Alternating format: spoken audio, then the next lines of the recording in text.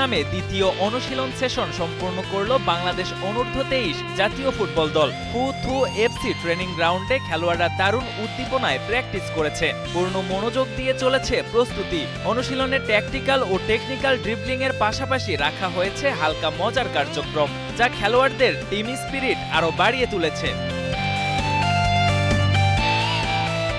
আগামী 3 থেকে 9 সেপ্টেম্বর ভিয়েতনামে অনুষ্ঠিত হবে এএফসি অনূর্ধ্ব-23 চ্যাম্পিয়নশিপের বাছাই পর্ব। এই আসরে অংশ নিতে গত শনিবার ভিয়েতনামে পৌঁছেছে বাংলাদেশ অনূর্ধ্ব-23 জাতীয় ফুটবল দল। রোববার বিকেলে মোরসালেন জায়ান্টরা প্রথম সেশনের প্রস্তুতি সারতে নেমে পড়েছিলেন বল নিয়ে। হাতের কাছে গুরুত্বপূর্ণ ম্যাচ, তাই ফুরসত মিলছে না প্লেয়ারদের। দ্বিতীয় সেশনটাও সেরে নিলেন তড়িঘড়ি। আগামীকালও একই ভেন্যুতে শেষ সেশন সম্পন্ন করবে তারা। আজকে দ্বিতীয় সেশন, তো আমরা অনেক ভালো সেশন করছি।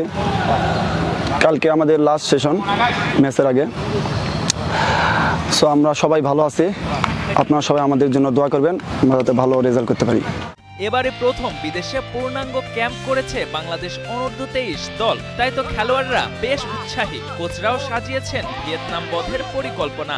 আপনারা জানেন আগামী 3 তারিখ আমাদের প্রথম ম্যাচ ভিয়েতনামের এগেনস্টে। তো আমরা ভিয়েতনামের এগেনস্টে যে সকল ট্যাকটিক্স নিয়ে কাজ করব, আমরা মাঠে ওগুলো নিয়ে কাজ করছি। আলহামদুলিল্লাহ ছেলেরা ট্যাকটিক্যালি অনেক ভালো একটা অবস্থার মধ্যে আছে এবং আমরা আশা করছি আগামী 3 তারিখ ম্যাচে আমরা ভালো একটা রেজাল্ট নিয়েই মাঠ ছাড়বো ইনশাআল্লাহ। এবারের বাছাই পর্বে অংশ নিচ্ছে 44টি দেশ। 11 গ্রুপের চ্যাম্পিয়ন ও সেরা 4 রানার্স আপ দল আগামী বছর সৌদি আরবে মূল পর্বে খেলার সুযোগ পাবে। এখনো পর্যন্ত বাংলাদেশ কখনো অনূর্ধ্ব-23 চ্যাম্পিয়নশিপের মূল আসরে জায়গা করে নিতে পারেনি। Ashraful Islam, star news.